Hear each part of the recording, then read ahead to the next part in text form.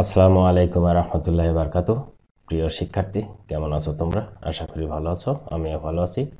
Zenit math স্টাডির পক্ষ থেকে তোমাদেরকে স্বাগত জানাচ্ছি। প্রিয় শিক্ষার্থী, আজ আমি আলোচনা করব এসএসসি পরীক্ষা 2021-এর একটি বিশেষ প্রস্তুতি নিয়ে। গণিত বহুনির্বাচনী বোর্ড প্রশ্নের সমাধান নিয়ে এসেছি। কুমিল্লা বোর্ড 2019-এর কয়েকটা অঙ্ক করব। এখানে 3 নম্বর প্রশ্ন একটি দেওয়া আছে যে পি কোণের মান কত, অর্থাৎ এই কোণটার মান কত। ওকে, এখানে একটা জিনিস খেয়াল করতে হবে আমাদের, এখানে দেওয়া আছে 65 ডিগ্রি এবং এখানে দেওয়া আছে 102 ডিগ্রি। কিন্তু আমরা জানি যে এখান থেকে এইটুকু, এই যে এইটুকু টোটালটুকু কিন্তু হচ্ছে এক সরল কোণ, এবং এক সরল কোণ সমান আমরা জানি হচ্ছে 180 ডিগ্রি। তাহলে এই এক সরল কোণের, খেয়াল করি, এই এক সরল কোণের এখান থেকে এইটুকু যদি 120 ডিগ্রি দেওয়া থাকে তাহলে এইটুকু কত আমাদের বের করতে হবে।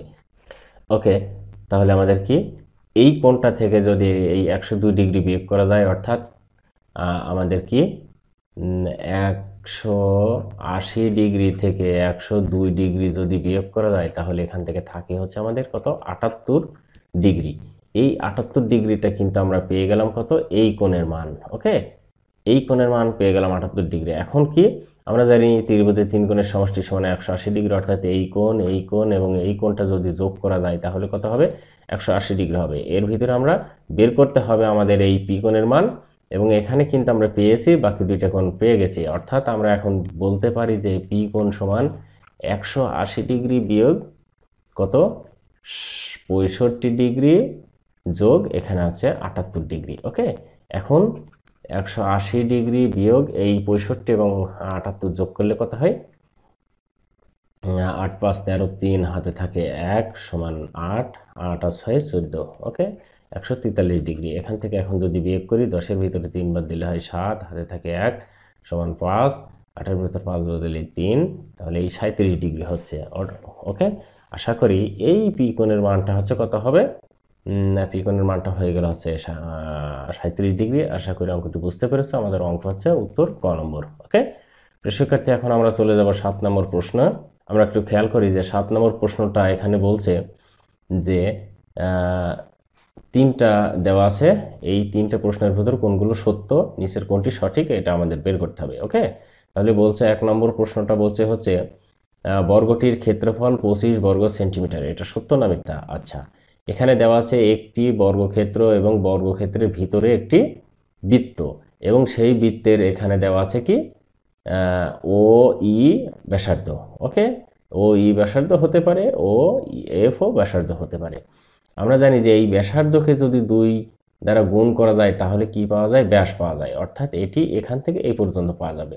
এবং এই টোটালটুকু যদি যোগ করা হয় তাহলে আমরা জানি এটি কি হবে, বৃত্তের ব্যাস হবে, এবং এই ব্যাসটুকুই হবে বৃত্তের এই বর্গের 1 বাহুর দৈর্ঘ্য। ওকে, কিন্তু আমরা এখানে কি খেয়াল করেছি, কি বর্গের 1 বাহুর দৈর্ঘ্য এখানে 5 দেওয়া আছে, তাহলে কি আমরা জানি বর্গক্ষেত্রের ক্ষেত্রফল আছে বাহু স্কয়ার, অর্থাৎ 5 স্কয়ার, তাহলে 5 5 25 সেন্টিমিটার বর্গ সেন্টিমিটার। এটি হচ্ছে আমাদের উত্তর। 1 নম্বরটা আমাদের বলছে যে বর্গটির ক্ষেত্রফল 25 বর্গ সেন্টিমিটার, তাহলে এটা আমাদের কি সত্য হয়েছে। ওকে, 2 নম্বর বৃত্তের পরিধি 15.71 সেন্টিমিটার, এটি হচ্ছে এখন সত্য নাকি বের করতে হবে।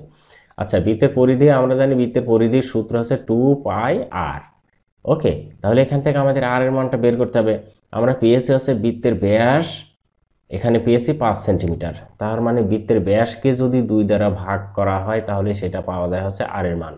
তাহলে এখানে আর এর মান হচ্ছে কত, 2.5 cm। ওকে, এখন বৃত্তের পরিধির সূত্রটা বসিয়ে দিতে হবে, অর্থাৎ বৃত্তের পরিধি কত, 2πr, অর্থাৎ 2 গুণ পাই সমান 3.1416 গুণ 1416 গুণ আর এর মানটা কত, 2.5। ওকে, এটা কি হবে, এখানে যেহেতু পরিধি বলছে তার মানে সেন্টিমিটার।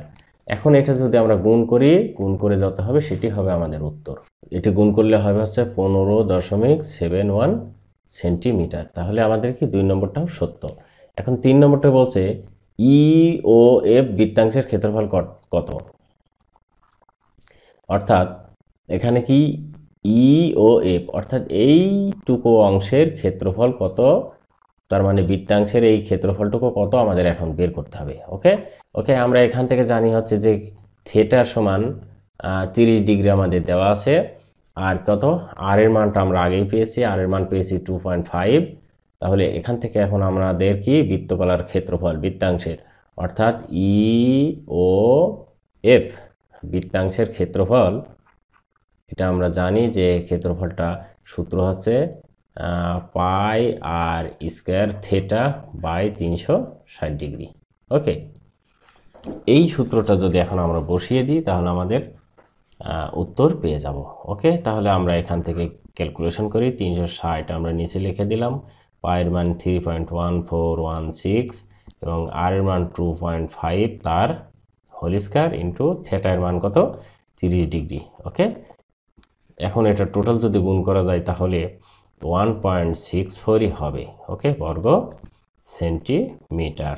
ওকে, এটি হচ্ছে আমাদের এখানে যেটি দেওয়া আছে, এটিও সত্য। তাহলে 2 নম্বর 1 নম্বর সবগুলো সত্য। তাহলে এর উত্তর হবে আমাদের ঘ নম্বর। এটি হচ্ছে আমাদের এই 7 নম্বর প্রশ্নটার উত্তর ছিল। ওকে প্রিয় শিক্ষার্থী, আশা করি অঙ্কটি বুঝতে পেরেছো। এখন এখানে আমাদের একটি প্রশ্ন দেওয়া আছে 15 নম্বর। এটি বলছে ডিই অর্থাৎ এই বাহু এবং বিসি এই বাহু সমান্তরাল হলে এডিই অর্থাৎ এই কোণটা কত ডিগ্রি। কিন্তু আমাদের এখানে দেওয়া আছে এটি একটি 50 ডিগ্রি দেওয়া আছে, আর এখানে দেওয়া আছে কত 64 ডিগ্রি। তাহলে একটা জিনিস আমাদের মনে রাখতে হবে যে কেননা এখানে খেয়াল করি আমরা যে যেহেতু এই বাহু এবং এই বাহু সমান্তরাল, তাহলে এইটা এবং এটা যদি সমান্তরাল হলে তাহলে এই কোণ এবং এই কোণ একই হবে। অর্থাৎ তাহলে এখান থেকে আমরা কি পেয়ে গেলাম, এই যে এইটুকু এই কোণটুকু আমরা কিন্তু পেয়ে গেলাম কত 64 ডিগ্রি। ওকে, তাহলে দুইটি কোণ 64 ডিগ্রি পেয়ে গেলাম। এখন আমাদের বের করতে হবে এই কোণটা।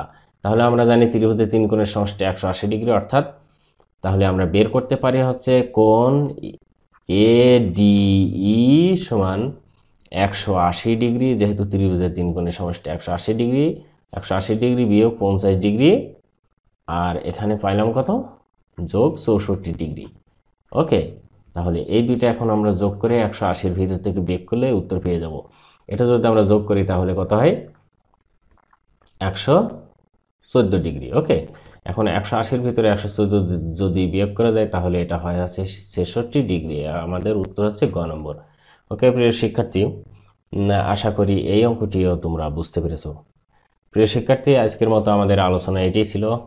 আশা করি অঙ্কগুলো তোমরা বুঝতে পেরেছো। যদি তোমাদের ভালো লেগে থাকে তাহলে অবশ্যই আমাদের চ্যানেলটি সাবস্ক্রাইব করবা। আমাদের চ্যানেলটি হচ্ছে কি এই যেখানে জেনিথ ম্যাথ স্টাডি, এই চ্যানেলটি অবশ্যই সাবস্ক্রাইব করবা। প্রিয় শিক্ষার্থী, এই যে এখানে ক্লিক করে আমাদের চ্যানেলটি সাবস্ক্রাইব করতে পারো।